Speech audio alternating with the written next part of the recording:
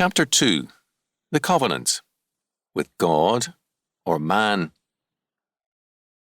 Satan has been described as the ape of God, meaning that all that the creature can do is predetermined by God, and all possibility and potentiality is of God's ordination. When the rebellious creature seeks independence from God, his every act is an imitation of the God he rejects, and all his possibilities are of God's creation. In creating man, God establishes the covenant of grace whereby the conditions of man's life and the laws of his personal and social existence were ordained by God and set forth in his inscriptured word. The covenant thus establishes the law of man's being, his relationship to God and to man, and departure from the covenant means that the processes of death begin to work in man and society. Because all the possibilities of life are God-created, man cannot in his rebellion do more than try to appropriate the conditions of God's creation without God himself. As a result, man, although a covenant breaker with God, finds that he cannot live without a covenant, and he attempts to replace God's covenant with a man-made one. The Enlightenment replaced the idea of the covenant with the doctrine of the social contract, a humanistic parody of Reformed doctrine. However, in pagan antiquity, without the term, quote, social contract, end quote, men rationalized their attempts at social order as some kind of covenant or contract with their gods. These polytheistic social contracts were in essence humanistic, in that the focus in all was on man, and the standard was at all times man. True, the definition of man was usually very limited, being restricted to a race, nation, or even an office or ruler, but it was still man who was at the centre. The social contract or covenant was by man and essentially with man. The Greek gods, we should remember, were deified men. The idea of some form of social contract has been implicit in all cultures, simply because society means community, and there can be no community without communion. It is not an accident that the basic rite or sacrament of the covenant is called communion. It is communion with the Lord of the covenant by his grace, and communion between man and men who are in that grace. Society without communion falls apart. The builders of Babel, smitten by God, lost elementary communion in the form of a common language, and they were scattered by their loss of communion. In earlier eras, and still in many cultures, communion rested on blood ties, that is, being of one family, clan, or tribe. In a broader sense, this still applies, although the definition of family has been expanded.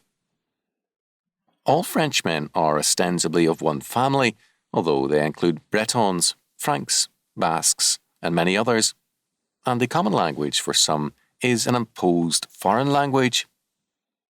The internationalists speak of all men as being of one blood and therefore of necessity one community, which is simply an expansion of the earlier tribal and racial definition of community. Socially and intellectually, these arguments fail. Community and communion are not natural products of blood. The first murder, after all, was between brothers. Man needs community to live in peace, but his every attempt to form a covenant which will provide communion is a failure. The problems of the national and international covenants are all around us. A major modern attempt to ensure a covenant of peace between man and man is education. Humanistic, statist education. The goal of education, according to most of the 20th century philosophers of education, is to provide the democratic experience whereby man can live in community with man. One of the main objections against Christian schools is that they are divisive and anti-democratic. John Dewey, in A Common Faith, saw Christianity as divisive because of its religious and moral discrimination between the saved and the lost, between good and evil. The purpose of such humanistic education is thus communion without God, communion beyond good and evil. Only as the distinctions are abandoned between regenerate and unregenerate, between good and evil, between races and sexes, between any and all facts of creation which might posit a difference or a barrier, can community be realized, we are told. The humanistic covenant of life, therefore, requires the abandonment of biblical faith as having the savour of death and divisiveness. Communion is held to rest on a radical independence from truth, because there is no truth in a world of brute factuality, a world without God. Christians are ridiculed for separating themselves from the world of evil and for establishing small and separated churches in terms of the whole counsel of God, because truth is held to be meaningless, subjective, or irrelevant, whereas man's unity is held to be paramount.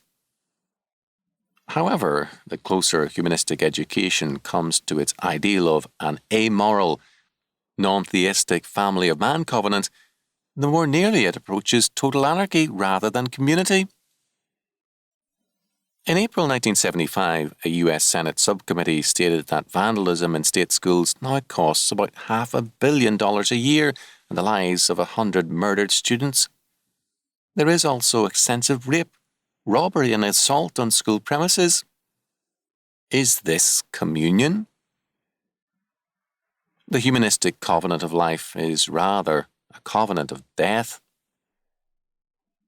It is not an accident that Christian schools are also called covenant schools, because the function they discharge is a covenant task. Covenant schools require communion in the truth. For them, there is no compromise between good and evil, truth and error. Jesus Christ, the truth, requires separation unto himself in the totality of our being, so that our lives, callings, thinking and acting are to be governed by his word. Every area of life and thought must be brought into submission to Christ and his word. The principle of the fall is that every man is his own God, knowing or determining good and evil for himself. Genesis 3:5.